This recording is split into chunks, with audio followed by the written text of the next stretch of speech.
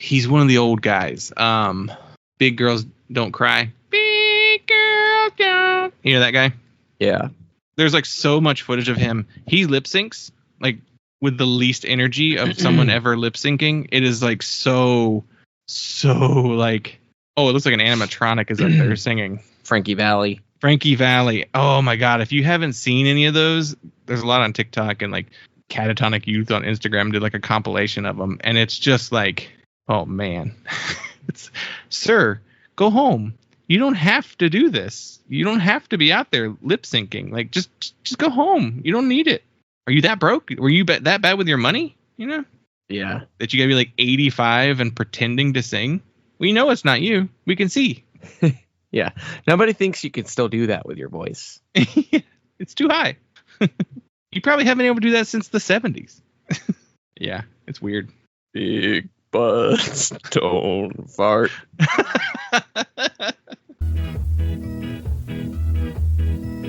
Yes, this is ska, original and indigenous.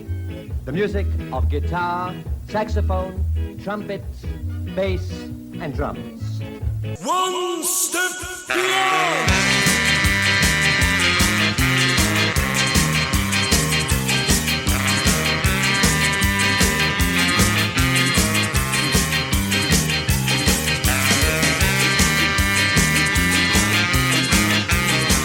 What's up, posers, and welcome to Punk Lotto Pod. I'm your co-host, Justin Hensley. I'm your other co-host, Dylan Hensley. And this is the show where we choose one year at random and select one punk, hardcore, emo, or punk-adjacent album from that year to discuss. And this week, we are wrapping up our SKAUGUST celebration, where we discuss all things ska. We started off with Two Tone with the English Beat record, I Just Can't Stop It. We followed that up with Third Wave and Five Iron Frenzy's our newest album ever. And this week, we're going back in time to traditional or first wave ska, because we've discussed it a few weeks ago when we decided on doing this. Instead of doing new tone or the modern wave of ska, because there's only so many bands and so many albums to talk about, that we decided to go back in time and look at the stuff that inspired Two Tone. So that's what we're doing today. Head over to patreon.com/punklotopod. For $1, you get access to all of our weekly bonus audio.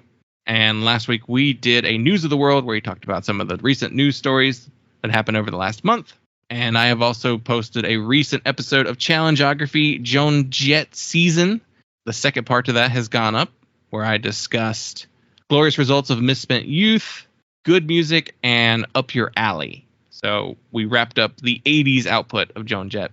And we were talking about her on the show, and you were asking me, because I mentioned my favorite Joan Jett record was in that batch, and you were asking which one it was, and you guessed Glorious Results. And you were right, but I didn't want to admit it yet. I was like, no, wait till the audio comes out. But yeah, that's probably been my favorite one so far. But yeah, that is on the Patreon, and there will probably be a Metalcore Chronicles on the way. I started doing some notes on the metalcore albums of 1990. Not a lot, if you can believe it, but a bunch of EPs. So we'll talk about some of that stuff too. And two things of note on the Patreon as well. One, let's do some little like housekeeping type stuff.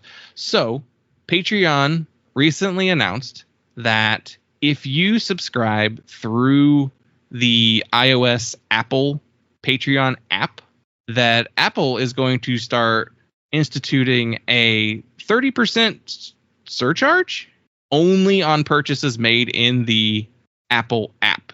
So if you subscribe to any Patreons on the Patreon app, they're going to start charging you 30% more. Apple's just stealing from all these companies is what they're doing, because they're doing this across the board. So anything that you have to like purchase through the app, the Apple apps, they're going to start charging a Apple surcharge.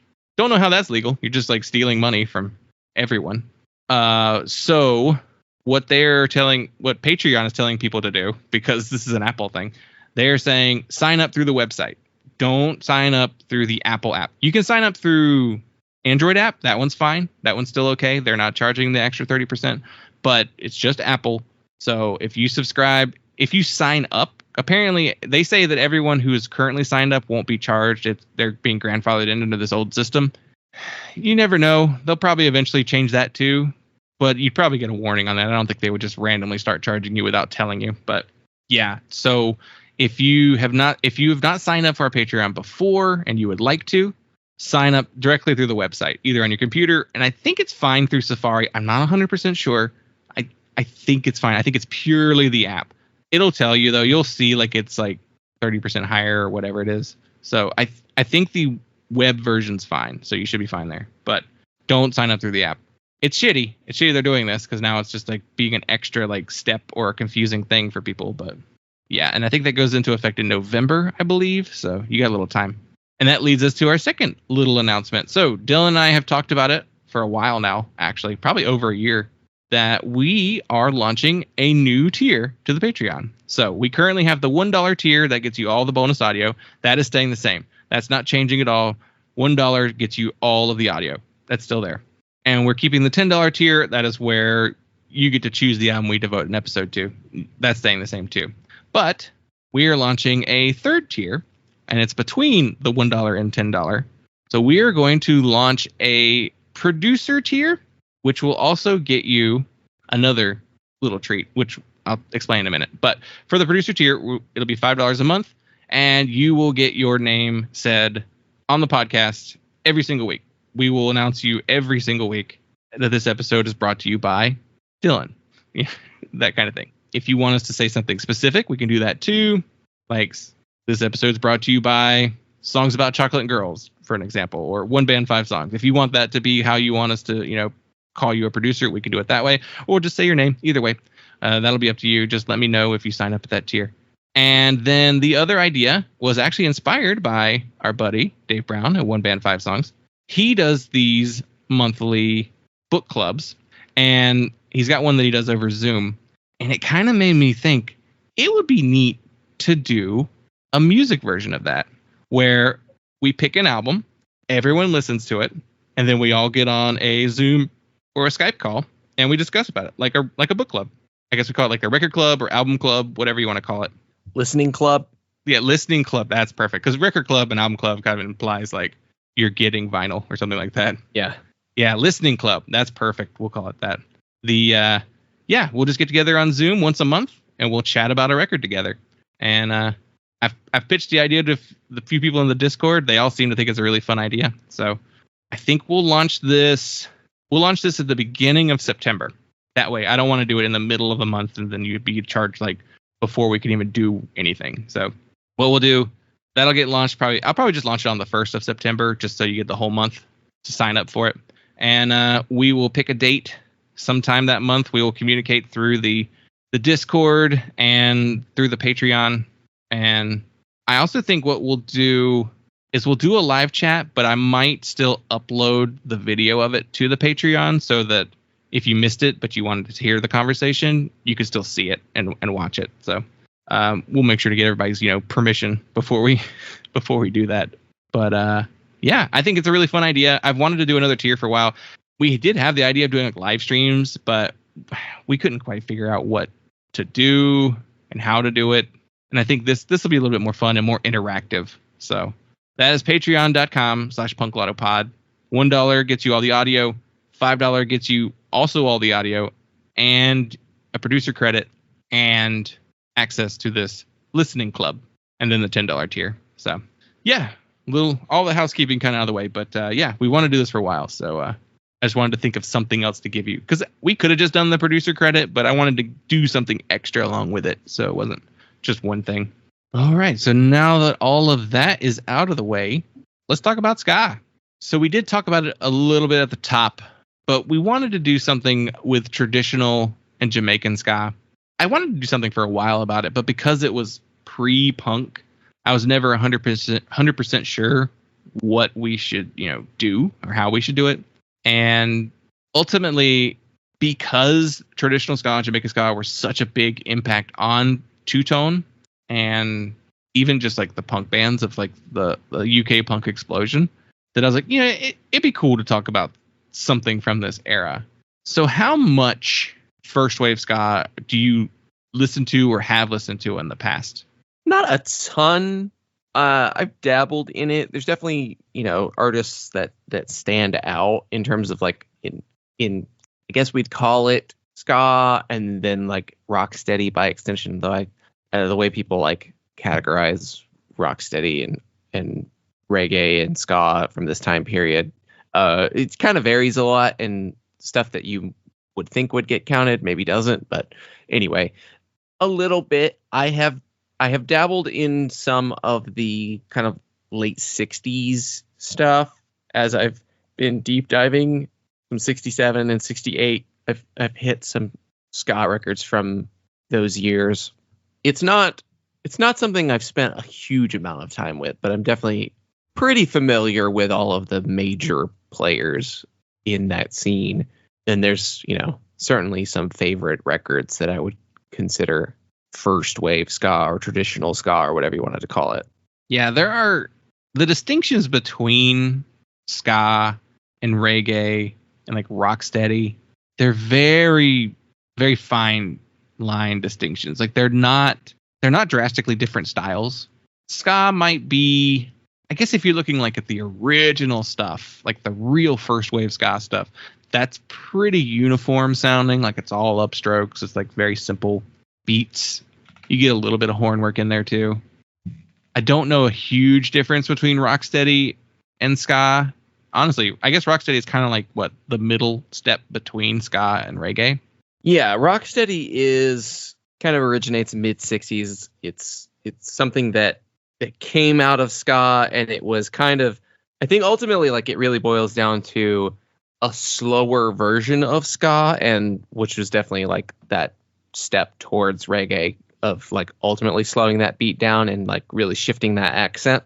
And it is also that degree of an accent change kind of happens in rocksteady, and then a little bit more to reggae in the rhythm. But I think rocksteady is kind of like they say it kind of happened by accident because they were trying to record some stuff. I can't think of who exactly it was where the term originated, but it was like, I think it was whatever drummer it was talking about it in an interview, and he was saying like he couldn't play the beat as fast, so they just played slower. And it like kind of changed the beat a little bit, and it kind of created a whole genre from there. Which that's the thing with ska, right? Ska, rocksteady, reggae, and it's something that happens a lot in a lot of other like Afro-Caribbean music. Like so much of it is defined by the beat that they're playing. Like entire genres of music are just like, yeah, it's that beat. That's the genre. Yeah. I mean, that's like that extends into a lot of Latin music. Yeah, it's funny. So you're like, well, these aren't really that different, because it's like, yeah, the kinds of chords and melodies that they're playing, and like, you're still drawing from the same like influences and from the same culture, but it's just like, yeah, it's this genre because this is the rhythm that you play. Yeah. Reggae feels a little bit more easy to identify. Like it feels more defined. It's definitely the slowest of the three. And I think also with reggae, it doesn't have to only be upstrokes. I think you could do a little bit more chord wise there, or strumming technique. Like it's not as hard to find as like ska is. Well, yeah, there tends to be, ska is very like chicka chicka chicka chicka, like that's kind of the rhythm, and then reggae is more like chicka ka chicka. It's a little more like a waltz. It has a little more of like an undulating, like a little more sway to it. Because ska is definitely like you're dancing. Like this is just, yeah, this is 1 foot, 2 foot, 1 foot, 2 foot. Yeah. And then also at one point it kind of just like all becomes reggae too. Like Jamaica is the source of ska and rocksteady and reggae. And at one point it's just like, all right, everybody's done with ska. We're all doing reggae now. Like there's not as many Jamaican ska artists coming out of there as much as there used to be. Now most like ska is like, oh, American, or some English too, but like a little bit more international now. But I think Jamaica, like I think its music scene progressed more than it gets credit for now. I do think it gets kind of just like boil down to just being, oh, it turned into reggae, and then that was it forever. And it's like, the roots reggae stuff did kind of like stay for a while, and those bands certainly had like those artists, Bob Marley, those artists had their like cultural relevance for longer than maybe like a lot of the ska stuff did. But reggae itself as a genre like progressed in multiple other directions, like for years and years. Like it goes into dub, and it goes into lovers rock, and it goes into it goes in different directions and changes as music. The style of music changes over time, and late 80s it brings in pop influence from the US and in the UK, and like it brings in rap influences. It brings in it changes over time, and it has continued to do so. I'm sure you could find new music coming from Jamaica right now that's like wildly different. Yeah. Oh yeah. But there still is like a progression, like kind of a through line through it. Yeah. For me, most of the ska from like the classic era that I do still enjoy is stuff like Desmond Decker and Jimmy Cliff, who Jimmy Cliff also utilizes lots of like soul and R&B in his music as well. Like he's not just ska, and he has some stuff that's just like straight reggae too. Those probably being like some of the bigger artists that I listen to. I do listen to Jimmy Cliff pretty regularly. It's probably the one that I go to the most frequently.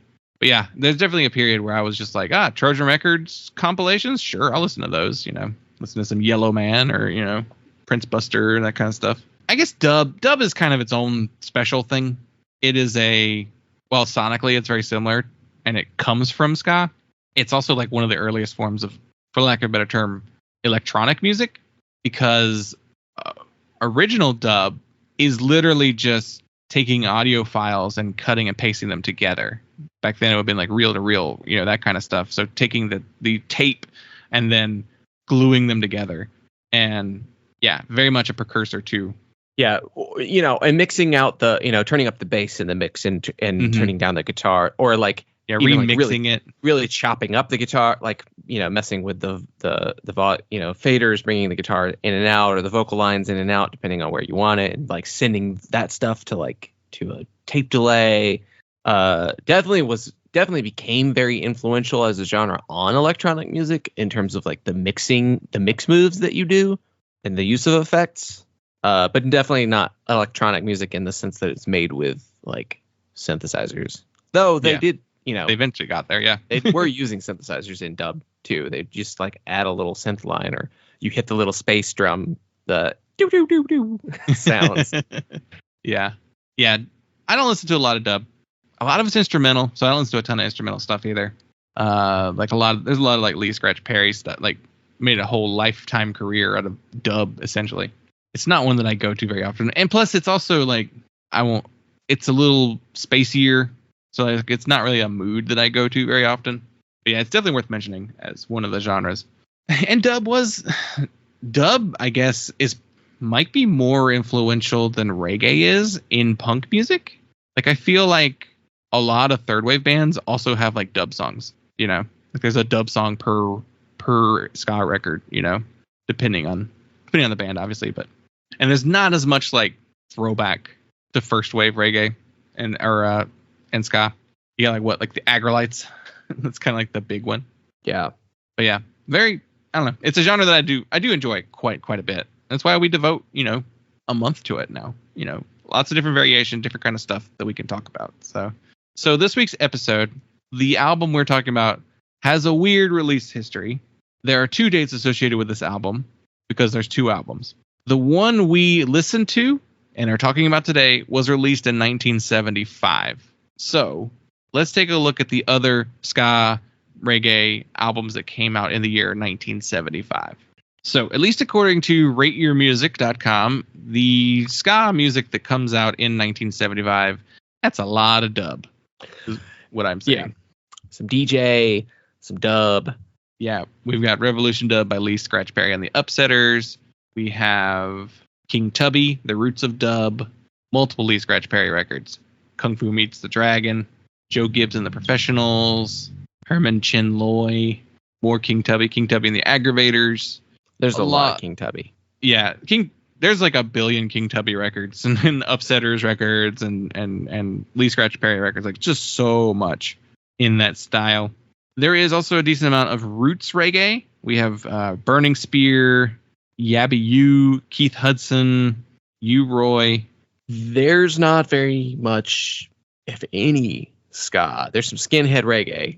There's a Judge Dredd record. Right. Yeah, it is. I guess by 75, most ska, of the ska guys are just doing dub records now. Dub They're super easy to make. Yeah. There's a reason why. Desmond Decker did release a record called Israelites that year. It's considered pop reggae, but he's a connection to ska. A lot of dub. Wow. Lots of dub. There's a Jackie Matu record. Let's put it all together. There's a Derek Morgan record. Feels So Good. The Dragonaires. They're one that's actually tagged ska. They did a record called The Midas Touch. Yeah. Not a big year for ska itself. Which makes sense. You know, like the way the scenes have evolved at that point. Like reggae is pretty popular by the mid 70s. Like that's kind of the thing that has taken off at this point. And then dub, just so much dub. What's interesting about a lot of this is the releases, which we'll get into the record too. But like there's so many different records that are just like, this was only available in Jamaica. You know, this was only available in the UK. You know, this is only available in the US. Like all these like different formats and issues and reissues and track listings, variant track listings, like so much of that. It's not very uniform. It's very messy as far as like a discographies and stuff like that go. I assume that is more to do with, that feels like that happened a lot here in the 60s and the 50s and stuff like that. And a lot of stuff was just like only in Jamaica, didn't make it outside of the country. And then just like years later, people, you know, on the internet find it and like, oh, this is rules. You know, it can be tough to navigate discographies and albums from this time period, like our album today. So I think we can just go ahead and get into it. All right. We both agreed on this record, so neither one of us were assigned anything in particular to choose it, but we selected Funky Kingston by Toots and the Maytals.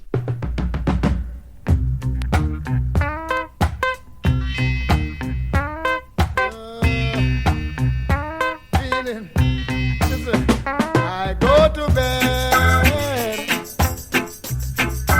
but sleep won't come. Get up in the night, I couldn't stand my feelings. No. Early in the morning, oh mercy, it's just the same situation. Here came the landlord, yeah, just knock on my door, knocking upon my door. I've got 400 months rent to pay, and I can't find a dollar.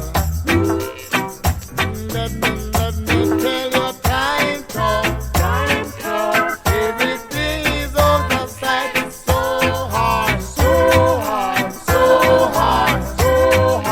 Time comes, everything is going higher and higher. Sicily cannot bear. And some stats on the band from Kingston, Jamaica. The band formed in 1962, and there are 2 albums called Funky Kingston, a 1973 version, and the one we're talking about today from 1975. We'll talk about the distinctions later. But the personnel on this record is Frederick Toots Hibbert on vocals, Ralphus Raleigh Gordon on vocals, Nathaniel Jerry Matthias on vocals, Radcliffe Dougie Bryan on guitar, Neville Hines on keys, Jackie Jackson on bass, and Paul Douglas on the drums. We also have some additional musicians, Winston Grennan on drums, and Sons of the Jungle on horns, which were a Ghana-based horn group. And the album was produced by Chris Blackwell, Dave Bloxam, and Warwick Lynn. And Chris Blackwell was the owner of Island Records. And Dave Bloxam was like a big-time producer with Trojan Records. And Warwick Lynn is another one that was involved in Island. But what do you want to do first? Should we talk about what this album is, or should we talk about our personal experiences with Toots? Let's talk about what the album is. Okay. Since we kind of talked about the issues, Yeah. I feel like that's something we can get into. Like, we're essentially talking about the reissue version of the record. Yeah. So the version we're talking about today is the 1975 version. That is the version that's on Spotify. That is also the most famous version of the record because it was the one that was widely released in the United States first. So this record is not a true record in the sense that they went to the studio and put this album together.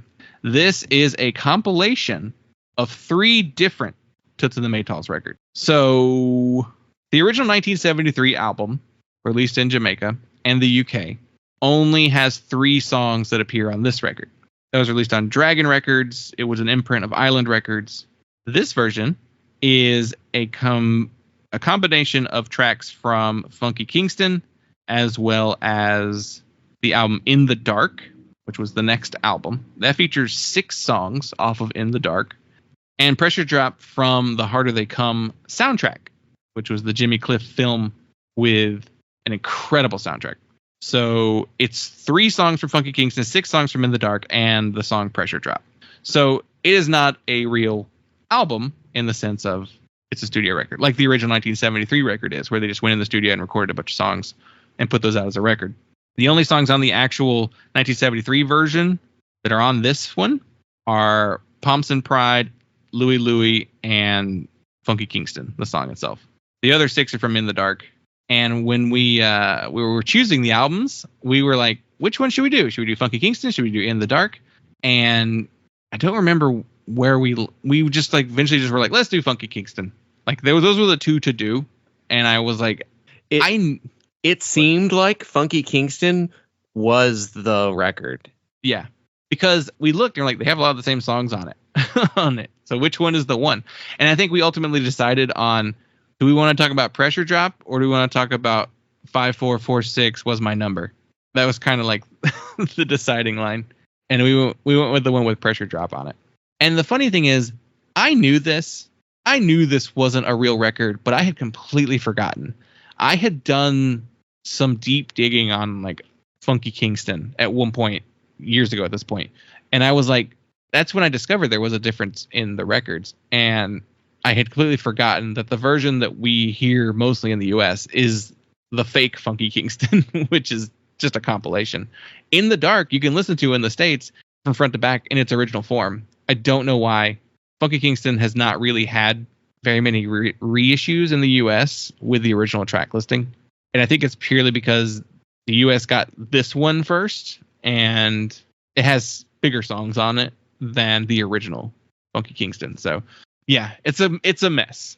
And I initially was like, I kind of wish we'd picked In the Dark because that's a true record, a front to back album that we know, and 6 of these songs would have been on it too. Yes, and I forgot which one we had chosen, and I asked you, which one did we pick?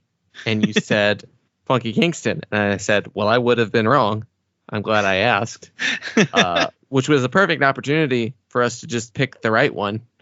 I had already made my notes when you'd asked, so I wasn't going to start over with In the Dark. Though I could have just used my notes from 6 of the songs. Right. And just added the extra ones, but I was like, all right. So ultimately, it's fine. We're doing the 1975 version because it is the most famous version of the record. It is the version in the US that people heard. It's the version that appears on lists today. Like, it's still being referred to in the US.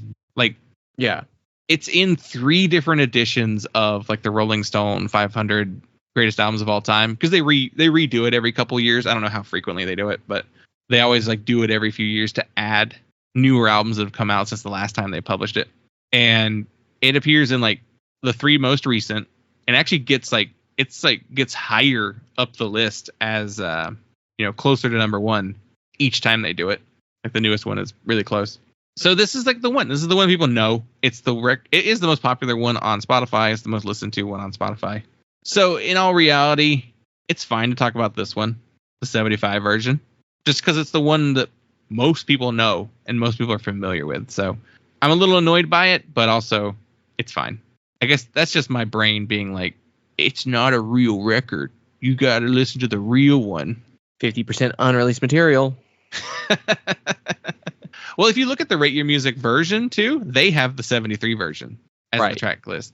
And it's like, you have to go into like the issues to find the 75 version with this track list. So Rate Your Music gets it. It's also an international website. It's not just a US users, but yeah. So that was the confusion. I was just like, that's annoying.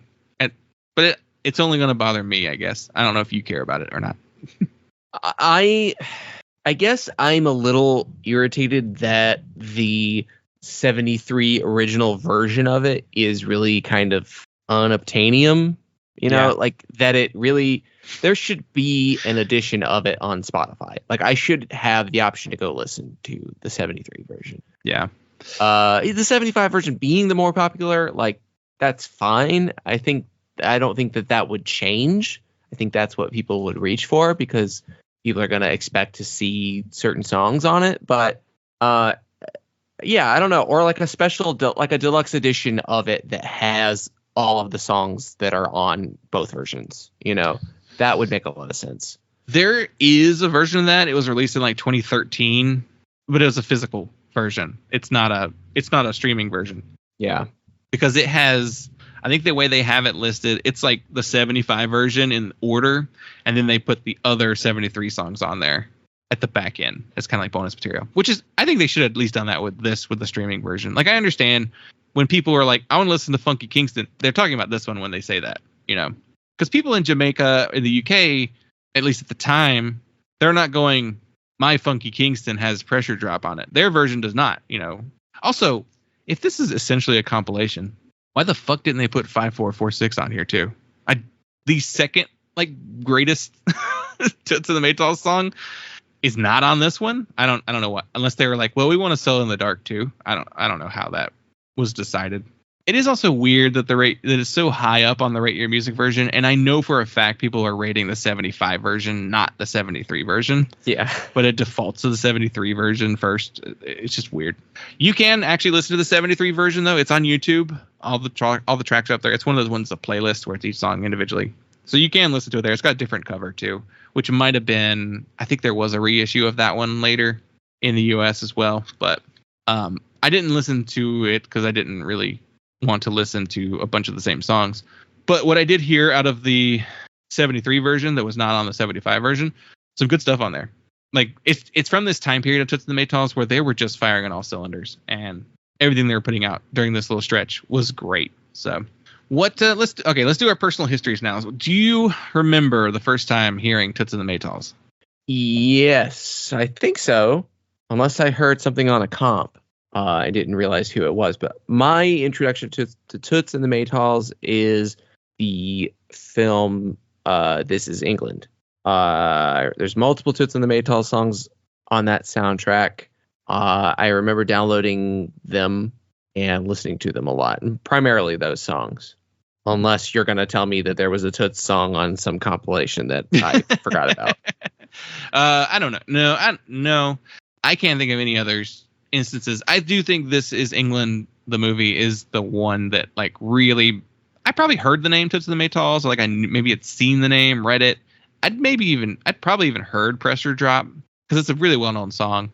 But I think This Is England, when it came out on DVD, and then I downloaded the soundtrack, that's when I really got into them as an act. And those are some of the best songs on there, on that comp. So yeah, that was probably my first real dive. I mean, there's always a good chance, we may have heard The Selector before we saw that movie. Not The Selector, The Specials' first record. They did Monkey Man, I think, on that album. Do they do Pressure Drop? I think they do a version of Pressure Drop too. And we may have heard a cover of Pressure Drop and not known it. Yeah, I wouldn't be too surprised. Outside of a handful of songs from that movie, did you have a period where you listened to Toots records? Not a ton. I do have a copy of Funky Kingston though. Oh yeah, did you look it up? I went and looked. It's the US 75 pressing of it. So I have that copy. I want to say I got that. I've had that for a long time. I probably found that at like Harvest Records in Asheville, if I had to guess. And it was probably cheap. So I've had this one record for a long time, and I really haven't really gone too far outside of this one record. So I haven't listened to Toots a ton. I'd listened to this record before. I'd listened to In the Dark as well. I may have listened to their next record. What is that one called? Reggae Got Soul. But that's probably it. And it's interesting. So like Toots and the Maytals are huge in Jamaica, but I feel like they had like 31 number ones throughout their career. And I feel like it's just like a lot more singles and maybe like album cuts, stuff like that. Not entirely sure because but for me, it's just Funky Kingston In the Dark. Like that's really the only ones I go to.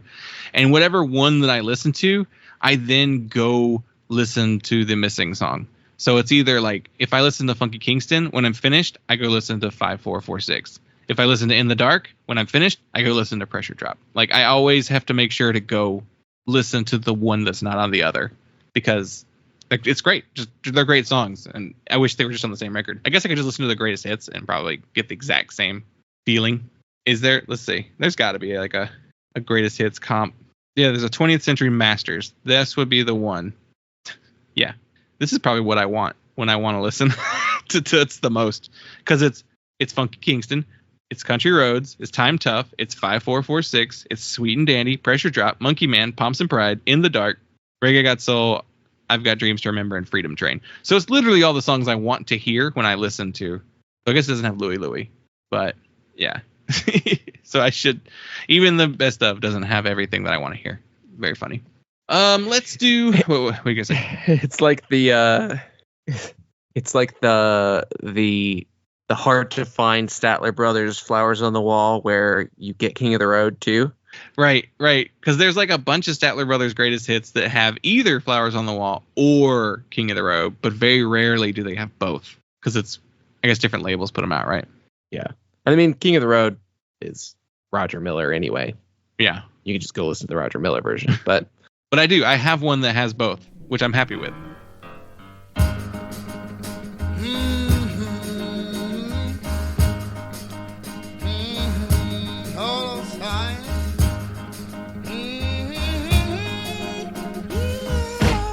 Yeah, listen. Most heaven, West Jamaica, true is the mountain shining down the river. All my friends there, holding on those reach, young and then the mountain, going like a breeze from the road. Take me home to the place I belong.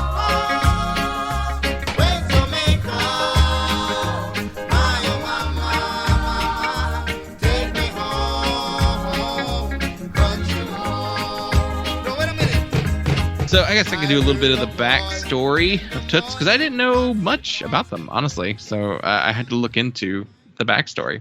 And this is like a thing that we don't tend to get into very frequently. So Frederick Toots Hibbert was born in Maypen, Clarendon, Jamaica in 1942. He is the youngest of 7 children and grew up singing gospel in a church choir. And that really shows on this record. He later moves to Kingston, Jamaica in the 50s, and this is where he meets Raleigh Gordon and Jerry Matthias, and they start a vocal trio, and they're called the Maytals. So the original version of the Maytals is just the 3 of them doing close harmony. That is how they started. Some of their early material has the Scotalites as the backing band on there, and they were actually very, very popular, like right away. Their style of singing together was immediately a hit. They were overshadowing the Wailers at this point too. Like they were bigger than the Wailers, and they worked with Prince Buster and Leslie Kong and Byron Lee. They did a lot of stuff through the 60s. And then in 1966, Toots was arrested for marijuana possession. He went to jail for a year in Jamaica. Very odd. I mean, maybe the rules were different back in the 60s, but it's so funny that like the stereotype of Jamaica is a giant pot leaf. And he went to jail for marijuana possession. Jamaica, it doesn't. I think it gets overlooked, the like political and civil unrest of Jamaica, because like the music is chill vibe, man. Like, but it's like the reggae it's a radical music. Like it's Bob Marley's singing about shooting cops. Yeah, right. Like Bob Marley may have never actually shot a cop, but he probably knows somebody who did. Yeah. Well, like The Harder They Come is like, it's a fictional story, and Jimmy Cliff is like the star of the movie. But that's about like money and guns and crime and music. So like, yeah, it's a little bit of it's a radical country. It was a radical, movement there in the country. It is a former, what they call it, territory. British Empire, yeah. Yeah, part of the British Empire. So I can imagine that's where most of the civil unrest comes from at this point. But so the song 5446 Was My Number is actually about Toots' time in prison. So that's what that song is based on. But then in 1971, the Maytals signed to Island Records, and this is where Chris Blackwell comes in. He is a British Jamaican producer who looks very white, though I think his mother might be from Spain, which also might still be white too, depending on what her ancestry is in Spain. Very much a British man, though. He's born in Britain and then moved to Jamaica with his family as a young child. So if I had to guess, I didn't look up any interviews with Chris Blackwell, but I bet he's got a thick British accent. But he started Island Records. He is also the one responsible for being one of the first people to record and release ska music. So he started putting out music in the 50s, and then in 1962, he goes to England to start selling the music of Jamaica in the UK. So like he's selling like reggae and ska and everything from Jamaica out of the trunk of his car. Like he just straight up was like, I'm taking this stuff and selling it to the Brits.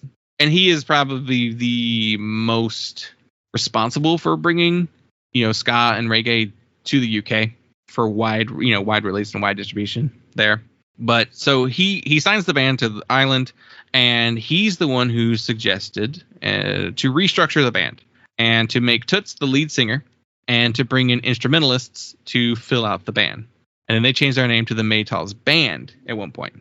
And then the producer, Brian Lee, he's the one who later renames them to Toots and the Maytals. So they start as a vocal group, and they stay a vocal group through like all of the 60s. And then the 70s is when they're like, we should have our own actual band. And that's when they bring in everyone else to play the music on all their records. So they appear on the Harder They Come soundtrack in 1972, which is where the U.S. becomes introduced to Toots and the Maytals. And like really, that's where the U.S. it became like a cult hit, and where a lot of these artists, reggae and ska, were just introduced to Americans for the first time. Very funny that it took that long to get it to America, where like it's already been in England for like a decade before, and we're closer to Jamaica. But I guess Jamaica's being a former part of the British Empire, that it makes it easier to get over there. But weird. Yeah, there was definitely more. There's more British cultural influence to Jamaica too. Yeah. Well, though that being said, a lot of the ska is influenced by U.S. radio stations being brought. AM. AM, you can go hundreds of miles, away from the station, and yeah. So a lot of that original ska was inspired by like U.S. like R&B and soul and Motown and stuff like that. So it's funny that like the U.S. was a direct influence on ska, but we didn't take ska until well after England it had shared it. It's just funny how that worked out. And so then they release 3 best-selling albums. Funky Kingston becomes a big hit. In order to get it to the U.S., one of the island producers just took a bunch of songs from all the records and then put them together as one and shipped it to the U.S. And that's how we wind up with the album here. So what do you think of it? It's great. I think it's a great record. I've always thought it was a great record. It has been a little while since I've listened to it, so part of the reason I was wondering, do I have the original, like a UK pressing of it, a 73 pressing of it, was while I was listening to it, I was like, I'm not recognizing some of these songs the way that I thought I would. Like maybe I had a different track listing But no, I just haven't listened to it in a while, I guess, is why I didn't recognize a couple of these songs. But I think what surprised me was how much of it isn't ska. And I guess it's probably, we're kind of like risking a scolding by talking about this Toots and the Maytals record on our traditional ska when it's kind of not actually really a ska record. And we probably should have done like, I'm trying to think of what we could have done instead, but like Desmond Decker. Yeah, a Desmond Decker record would have made sense. I was going to say like an Upsetters, but like they're mostly instrumental. Prince Buster. Yeah. Yeah. I don't know. I think a lot of people just consider the ska, even though it is reggae. It's more reggae dancehall than it is actual ska. There's enough rock steady. There's enough of that in between. Yeah. And I mean, even there's stuff here that isn't even really fully reggae. That's almost, that really is almost like soul. Like, yeah, it isn't. This LP really isn't one genre overall, but it does cover a lot of genres that are interconnected in this scene and at this time. And yeah, Toots does. The Maytals. The Maytals definitely were a ska band.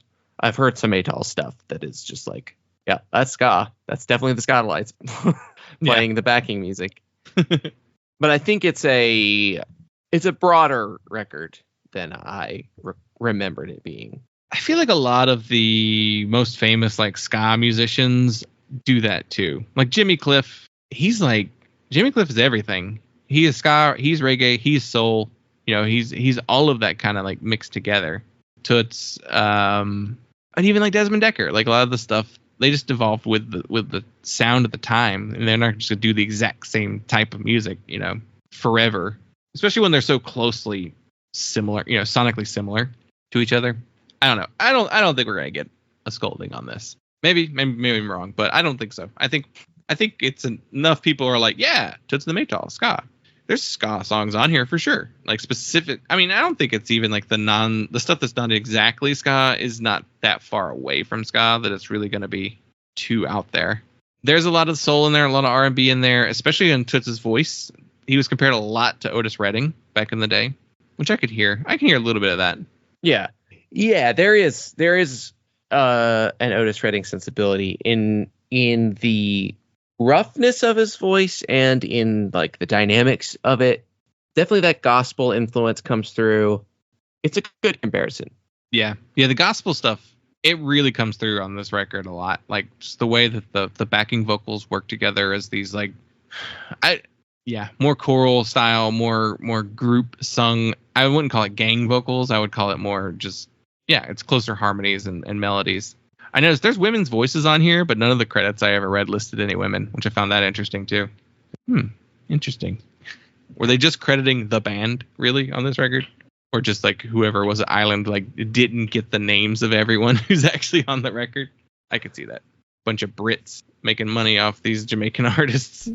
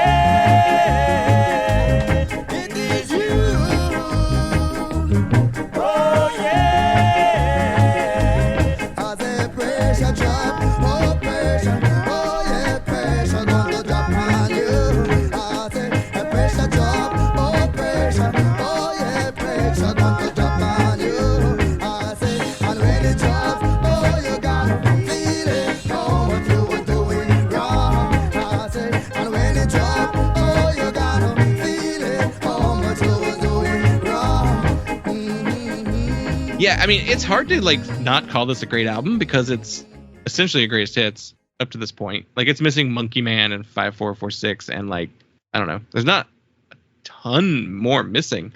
Sweet and Dandy maybe Yeah. be the other big one to have on there. Yeah, Sweet and Dandy's like the record. Sweet and Dandy is probably the one that's like the most ska that we probably should have done, but Yeah.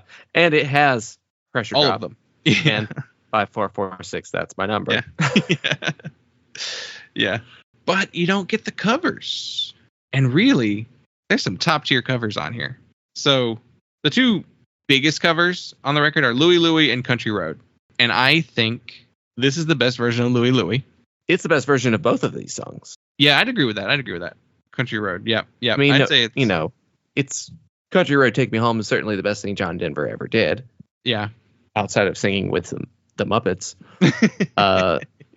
But it's funny. My wife and I have talked about John Denver before, and she doesn't, I'm trying to think of how to say this. Like, she doesn't listen to John Denver a lot, but occasionally she does, and she's like, it's such beautiful music. And it's like, but he's so uncool. It's like, her takeaway is like, it's like, it's considered cringe to like John Denver, but he's like, objectively, the music is beautiful. Like, the arrangements are beautiful, the harmonies are beautiful. Like, he's singing this like very earnestly about like very sentimental things, and maybe that's what makes it so uncool. But it's kind of just like the raw talent is there. Like, there's a reason he was extremely popular. But it's definitely like, yeah, it's not cool. You don't want to tell people you're listening to John Denver. Like, yeah, what do you call him? Just folk? Is that what he is? Yeah, folk, easy listening, middle of the road folk. It's very slick and very. Yeah, he's very soft. Yeah, because my first introduction to Take Me on Country Roads was the W's version of that song, and I remember the first time I actually heard like the John Denver version, I was like, "This is it? Oh man, where's the power? Where's the energy behind this song?" It is very slow and soft. I always think of like him and James Taylor, like very similar, like, oh yeah, really soft guitar guys, and they can craft some melodies, but they're not cool. I don't think anybody says James Taylor's cool. Taylor was cool. Was he? I mean, he was in Two Lane Blacktop with Dennis Wilson. That's just like the two of them looking cool as fuck for like an hour and a half. I guess I'm just thinking Caroline on My Mind, James Taylor is really. Oh yeah, like it immediately after the first album, it's like, this guy's a herb. Yeah. I'll give it. If somebody wants to say they prefer the John Denver version of Country Roads to this one, I'll give it to them. I get it. Yeah, but it's the original, sure. But it's so good. The Toots version is so good. Oh, it's so fun. I love it so much. It feels like theirs at this point, And I know lots of other artists also covered it too. Like, that's another big thing about like ska and reggae during this period. It's like it's lots of covers. Like, everybody's covering stuff all the time. A song will get popular by an artist, and then like everyone will do their own version of it. I'm sure there's like Jimmy Cliff Country Roads out there. But the version of Louie Louie, fuck yeah.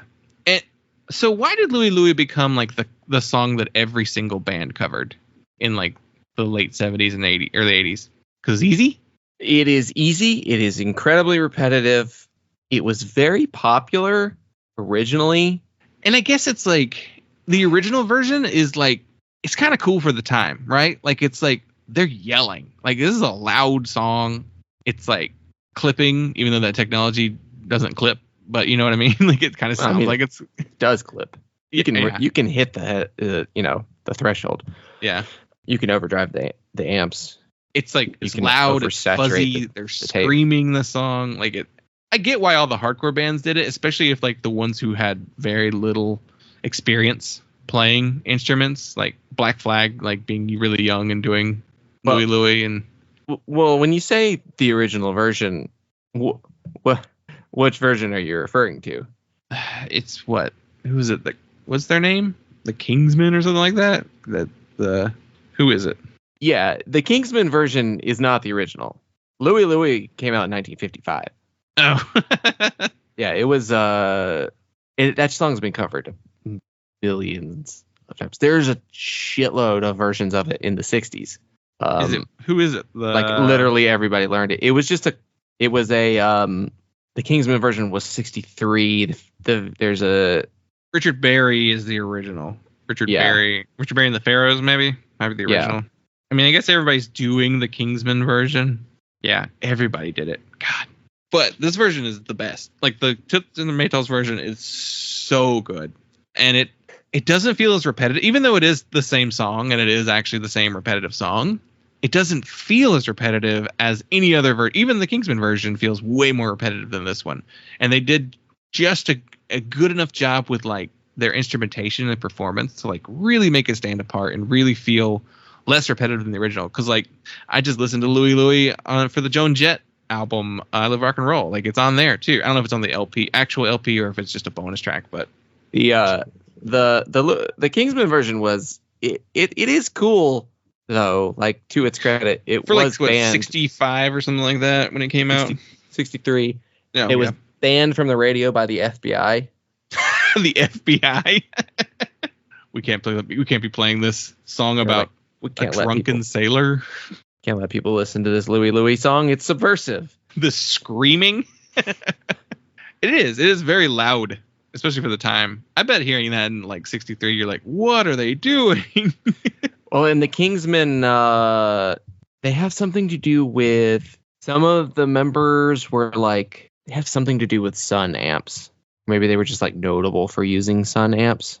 But I want to say like one of the members of the band had some kind of connection to I think they got amps built by Sun really early. So like they're kind of like the first band to be known for using those amps.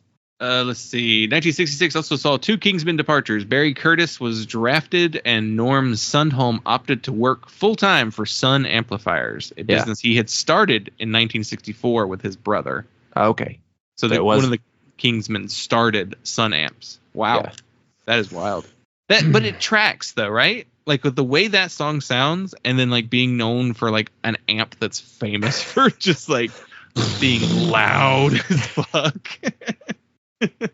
So yeah, the band Sun they're just doing their version of Louie Louie. It's just real slow. Yeah, you can't tell. Because honestly, I don't like most covers of Louie Louie. Like I don't even think the Black Flag one is that good. No. Though isn't that like the famous story of like somebody quit the band, right? The singer quit the band in like the middle of a show, and so then they just left the show or something happened, and they just played Louie Louie for like 20 minutes. I do like the Motorhead version though. That's a pretty fun one. Again, it makes sense. Motorhead is also known for being loud as hell. It's Sailin' On's a cover too, right? The final track on here. No, it was. Was it original? That's the Toots. It's just been covered a bunch then. Yeah, everything. So everything is by him, or at least co-written by him and someone else, other than Louie Louie and Country Road. Yeah. But all songs were written by Frederick Hibbert. And then the original 73 version has I Can't Believe. It's an Ike Turner song. Oh, yeah. And Daddy's Home, which is Shep and the Limelights. There's might be another notable cover. I think that song just got covered a lot. Yeah, so within the total between the two editions, there's 4 covers, but only 2 on the 75 version. And that being said, the original's on here, so good. Like Time Tough, that's the opening track. Such a good song. I feel like you could probably look up every single song on this track listing and then see that it's been covered by like someone else. Well, I say that, and then it's only Toots and the Maytals doing Time Tough. Weird. Nobody else has covered Time Tough? Weird. That feels like a very standout track on this album. The Agrolites, nope, they have a song called Time to Get Tough, which is not the same thing. Huh. That's surprising. That theory is thrown out the window. I'll bet money on this. Oh, I'm wrong immediately. What's the TikTok sound? Let's make some money. Aw, dang it. Aw, dang it. But yeah, Time Tough is great. In the Dark is really good. I mean, really, there's no bad songs on this album. Like, I genuinely think the weakest song on the album might be the Funky Kingston. And I don't even know if I 100% agree with that after saying it. I don't agree with that. What do you think is the weakest? Maybe Love Is Gonna Let Me Down? Yeah. Slow. Maybe. Yeah, Funky Kingston does have the vocals go like kind of wild at the end of that song. That's a song that builds. I feel like it starts slower and then it builds up. Funky Kingston's got some little guitar parts on it that I'm pretty sure the Talking Heads ripped that off. Oh, I believe it, right? Weren't they really influenced by? Yeah. Well, yeah, I mean, they recorded songs about buildings and food in Jamaica, right? Right. And then they're like they're influenced by funk a lot too. But yeah. Yeah, so maybe I don't even agree with my own statement there. Love's Gonna Let Me Down is... I think Love Is Gonna Let Me Down is the most outside genre song. It is the most, like, it really is fully a soul song. Yeah. And I think that it maybe is the one song that, like, it defies expectation. And it's not that it's a bad song, but it feels the most out of place. I think it's probably the weakest song on the record, but it feels weird to say that because it is a really good song. Yeah. It really feels weird to say that any song on this record is the weakest because it's such a consistently enjoyable record that, like, I don't know, just to say that is to say that there's something not good about the record. And I don't think that there's anything not good about the record, but at the same time, I don't know if it's a perfect record. Well, it's because it's not a real record. Well, I can't stop thinking of this record this way. I know it's just, a record's a record, it is what it is, but I just can't get over the fact that it's like, it's a comp, it's a best of, it's not like it's not a real album in the sense of like, yeah, we recorded all these songs in the same session and we put them all together in this particular order, all that kind of stuff. It was just an executive made this record. They're like, all right, we got these 3 records. All right, let's take that. All right, I'm going to put it in this order. And here we go. Just someone who didn't actually work on the record. He was just an Island Records executive or producer.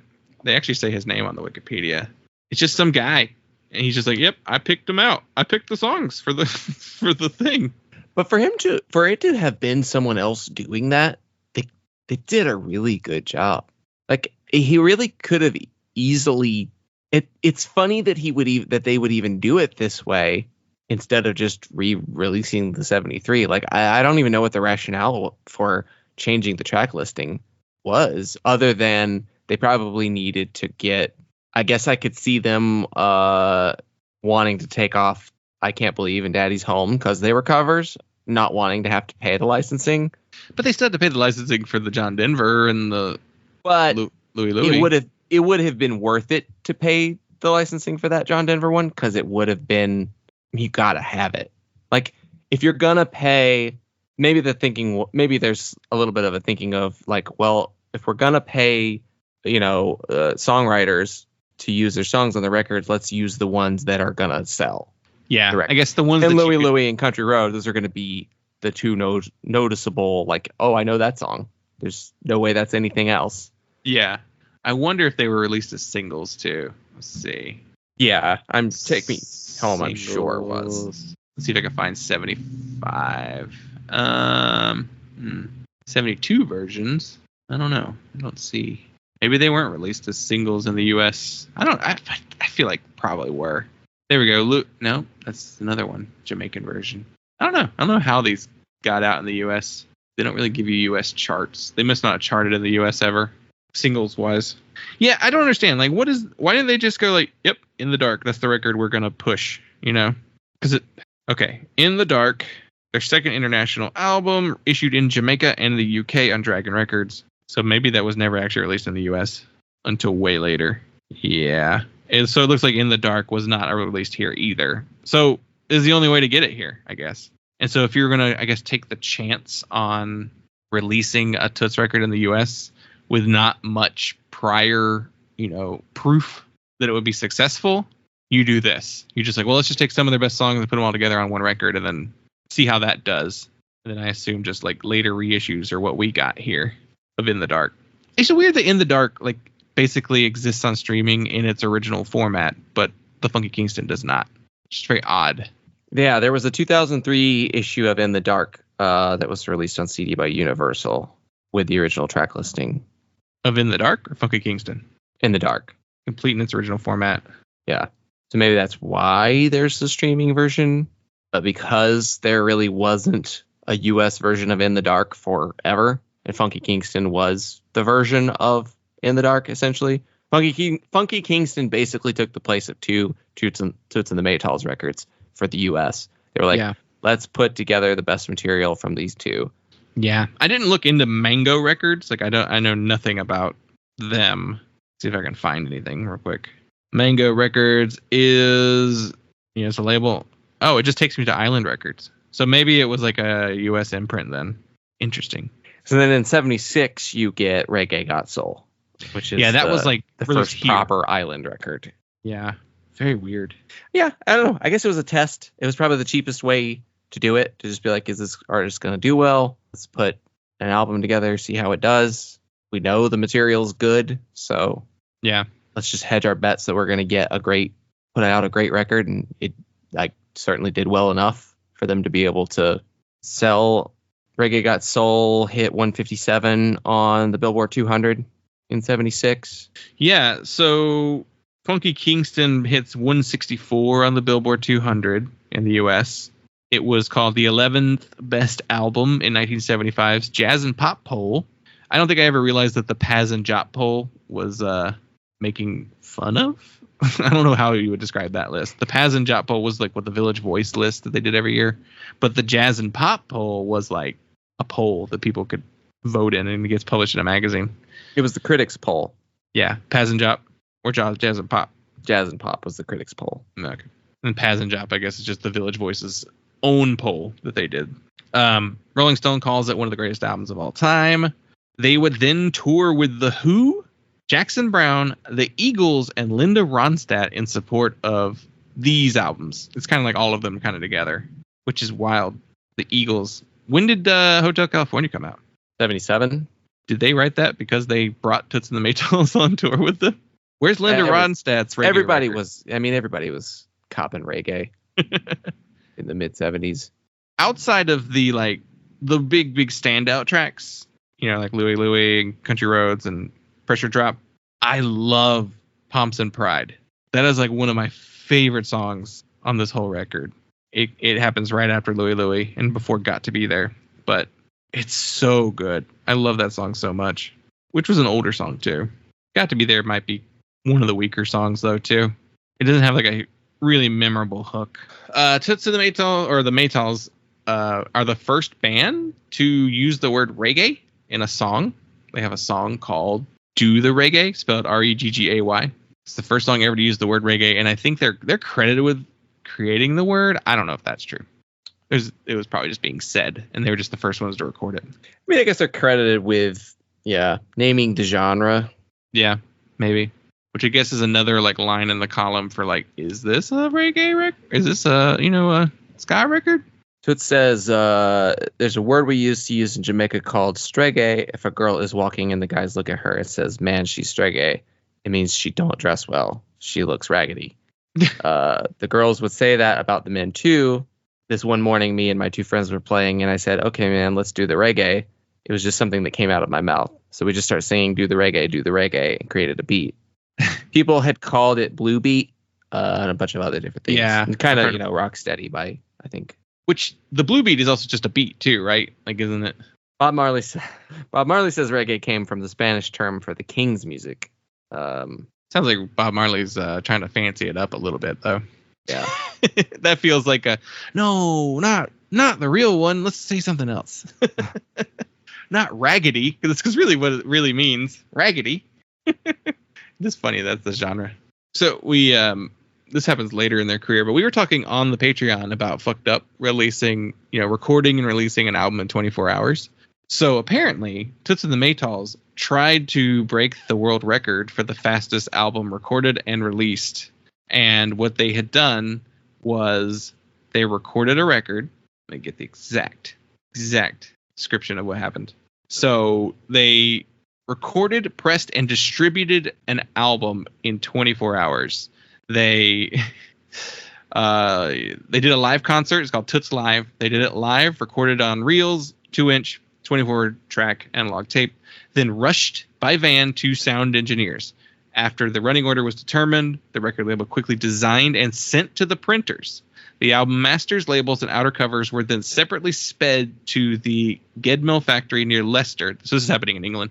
And the finished product was assembled and delivered to Coventry, where the band was playing the next day, successfully meeting the 24-hour deadline. So they literally, that's so wild that you could even do that. But due to record label oversight, the achievement was not successfully registered with the Guinness Book of World Records because they forgot to tell Guinness they were trying it, and you can't put it in the Guinness World Records if there's not a Guinness representative there to see it happen.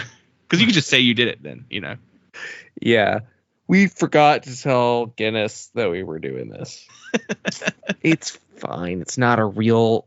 It's a beer company that makes a book. Yeah. It was just to settle, like, bets and debates in bars. Yeah. No. The world's fattest man was... No, he wasn't. It was this guy. No, it was... Then, like, some other band actually did that later.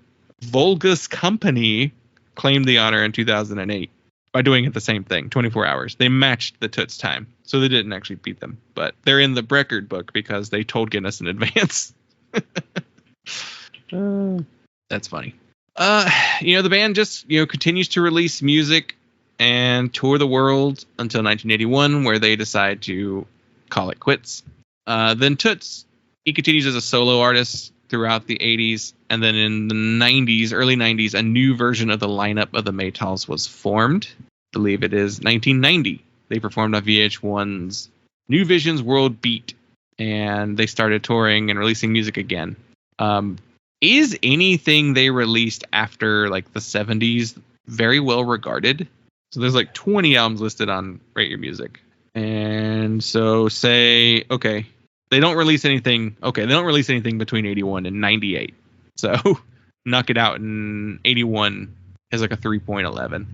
They released Skyfather in 1990. That has like a 2.75. 98. Yeah, that's what I said. You said, oh, I heard 90. Well, 90 was when they got back together and started playing. But 98 is when Skyfather came out. I guess they only did, it looks like they only did six records after 81. And I don't know how much of it's even like original or new. It seems like Light Your Light from 07 is decently regarded. It's got like a 3.21. But like Flip and Twist from 2010 is not well regarded at all. Yeah, I don't know. But I also I don't know anything after Reggae Got Soul. Like, there's other records there, but like they're not beloved. They're not super well known. It's really just Funky Kingston, In the Dark, and Reggae Got Soul. Like those, and even Reggae Got Soul is not even like huge. It just like was well distributed in the U.S. I guess Sweet and Dandy before they had the backing band. And then Toots Hibbert passed away in 2020, and the Maytals were like, well, we're going to keep going in honor of him. But then Toots' family sued and said, hey, you can't do that. I don't know why. I mean, like, they got a cease and desist we're not letter. getting paid from that. That's what it is, right? It's just like, we're not getting a cut of that. They did a cease and desist, and then in 2022, they dropped the name and now are referred to as former members of the Maytals band. Such a mouthful. I wonder if it's like real tiny, like former members in Maytals band in big letters.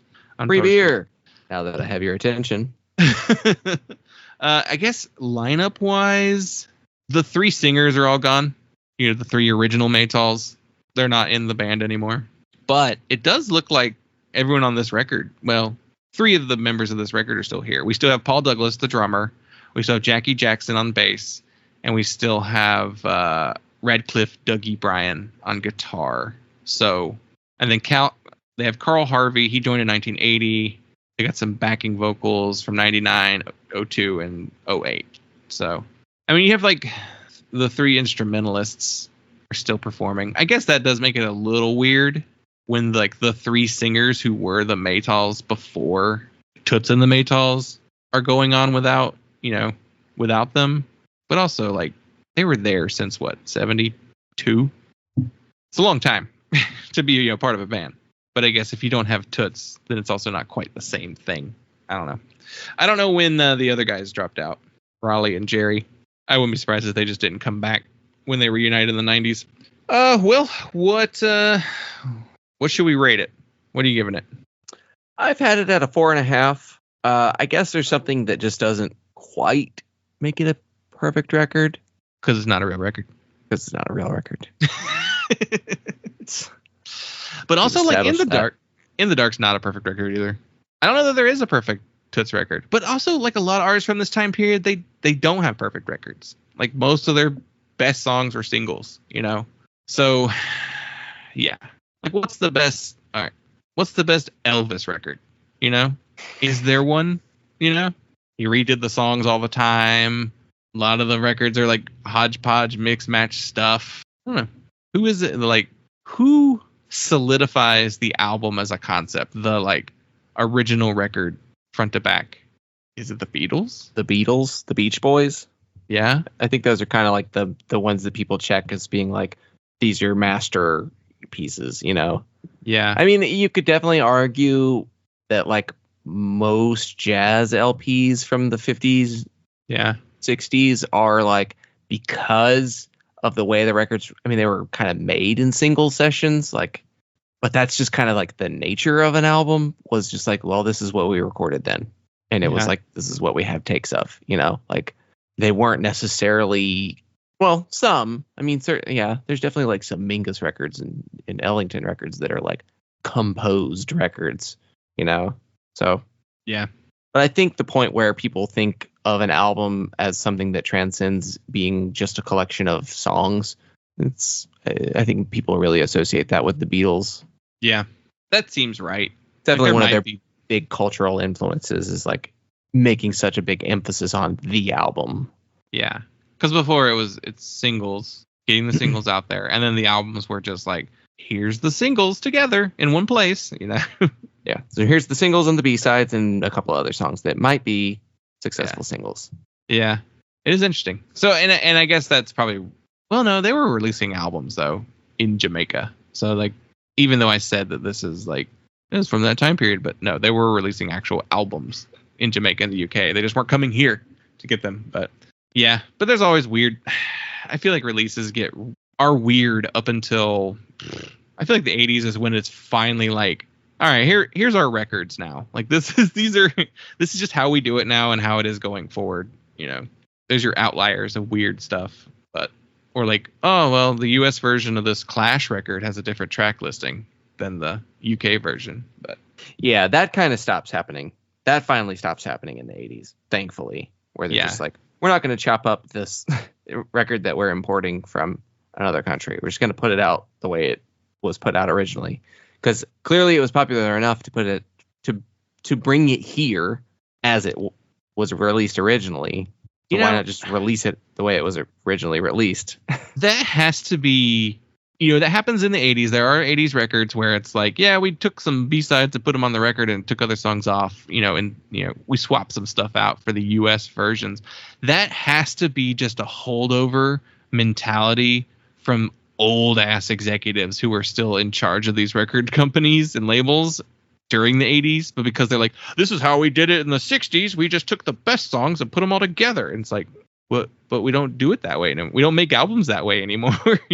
We make front to back records. Well, they want to own a piece of it. They want to have a special piece of it that is the labels.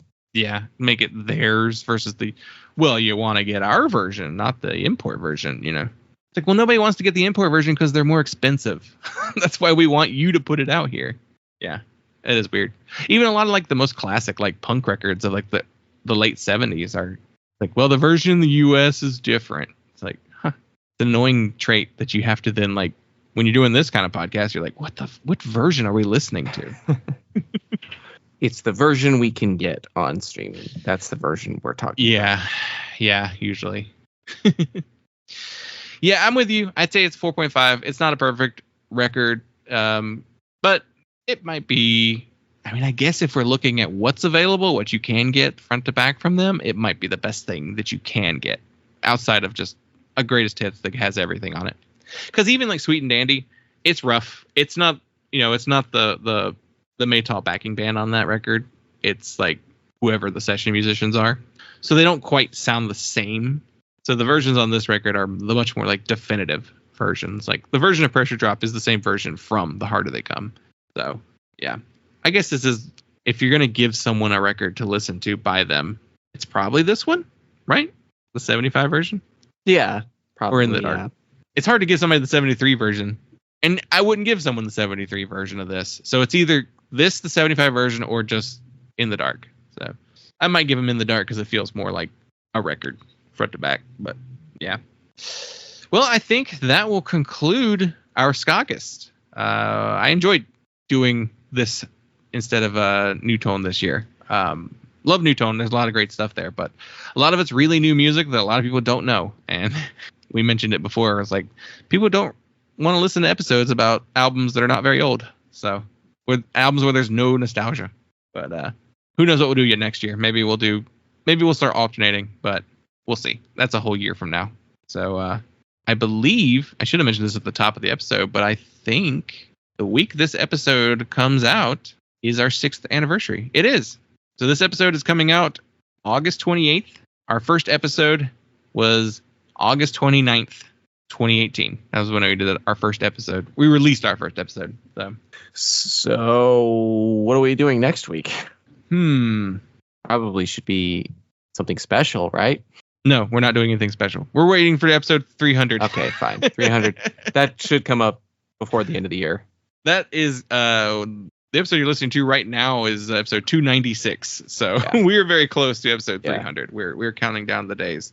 So yeah, we're getting there. We got something special planned for episode 300. In the meantime, next week's episode, I believe, will be a Patreon sponsored episode. So be on the lookout for that. And in the meantime, you can follow us on all forms of social media: Instagram, Twitter, Facebook, at punklotopod, punklotopod@gmail.com, and our voicemail line 202-688-PUNK. So love to hear your feedback, and we will talk to you next time.